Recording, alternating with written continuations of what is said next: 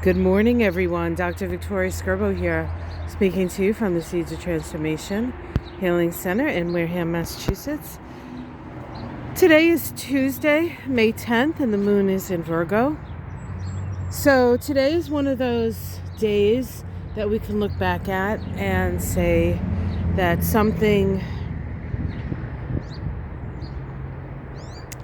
new has been planted in our consciousness.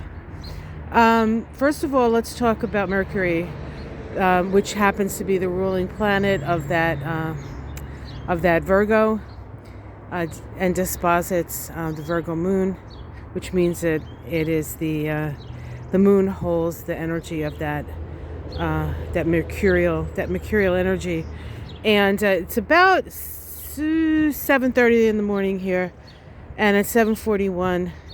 Mercury stations retrograde. So for all intents and purposes, it's just standing still right now. And you may feel yourself being a little like you're standing still. I know for myself, the last couple of days have been very much days of spending a lot of time pondering and not necessarily actually doing things per se. I mean, I did things, I was getting some things done, but most of the time wasn't spent doing, but more or less being and trying to get my head wrapped around just the situations that, we find ourselves in, both personally and culturally. It was a little bit of both for me, but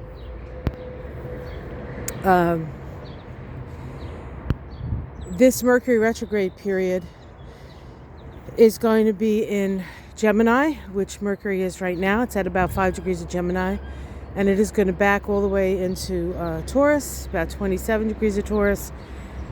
It's going to spend most of its retrograde period in Gemini, and then in Taurus. Just a couple more days in Gemini. So, of course, that Mercury retrograde period tells us that we must reconsider, rethink, go over, check the details, check our data, go back to the past, see what was said, what's the information coming in, and the like. Mercury will be retrograde until the 3rd of June, and we'll be out of retrograde by the 19th, out of the shadow of retrograde by the 19th. And we will have the hearings for January 6th starting on the 9th. So while Mercury won't be retrograde at that time, it will still be in its retrograde shadow. It'll take a couple of days before it comes out of that. Then the other big thing that's happening today is Jupiter. Jupiter is moving into Aries. That happens at around 7:24 p.m. on the east coast of the U.S. And that's very significant because Jupiter spends about a year in each sign, so it takes 12 years to go around the zodiac. And of course, Aries is the first sign of the zodiac. And so there's some type of new beginning happening. Now, 12 years ago, when this happened, before it was 2010, a lot has happened between 2010 and today. If you look back, you'll be amazed at just how many things have happened and how things have changed, and how our awareness has changed. Back then, the movement of Jupiter into Aries, we had Uranus and the moon there on that same day, like very, very close conjunction. So we knew with Uranus there that everything was going to change, and because the moon was there, it was going to be a very personal experience. And I don't know anybody who hasn't had a truly personal shift in the last 12 years. And that might be, you might say, well, doesn't everybody have a big shift in 12? I mean, 12 years is 12 years. I mean, it's like 12 years of grammar school. It's 12 years to get into medical school. By the time you get out of college and you're in medical school and all that stuff, 12 years is a long time.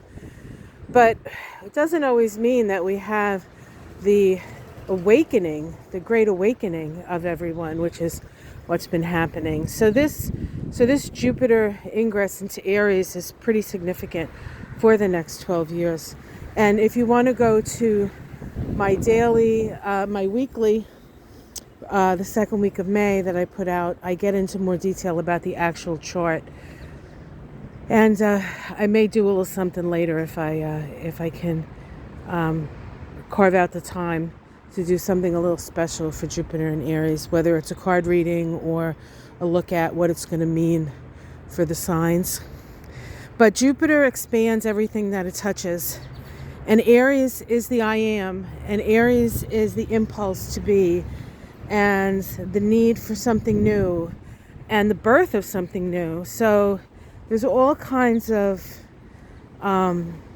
energies around new beginnings with this. And we certainly find ourselves in a position where it seems like the past is just hanging on for dear death, actually. And we're just, not everyone, there are many, I think it's just it's like a degree, like we haven't quite hit critical mass yet, but we're getting close. And this Jupiter in Aries is going to, I think, put us over the edge when it comes to the critical mass of the power of the individual, the agency of the individual, and then the realization that together we're better. And we're still working on that, I think, for the most part. So we'll see how we do with that. So I don't know if you noticed, but the yard in front of the office was mowed. Yay! Finally got to it. The mower came in the mail. Thank you for my friend who gifted that to me. And I have videos of Michael mowing the lawn, which are precious all on their own to me. But let's come up on here because I think the dogwoods are blooming now. And it's been so windy here that it actually blew a couple of lilacs actually off the bush, which is pretty hard to do, but it's been extraordinarily windy here. And but everybody's complaining about it, or if not complaining like I am, because I was really complaining about it, noticing it. The main reason I was complaining about it was because it was kind of a cold wind, and I'm really ready for spring. Not summer. Hopefully the fairies are listening to me, but certainly spring. Yeah, it's starting to bloom. It's not quite in its glory yet, but yeah, it's beautiful.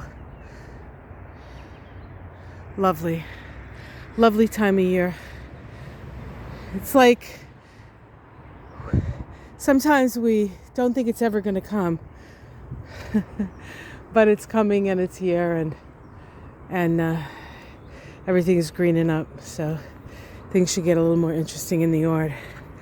All right, guys, 12 years to a new 12-year cycle with Jupiter.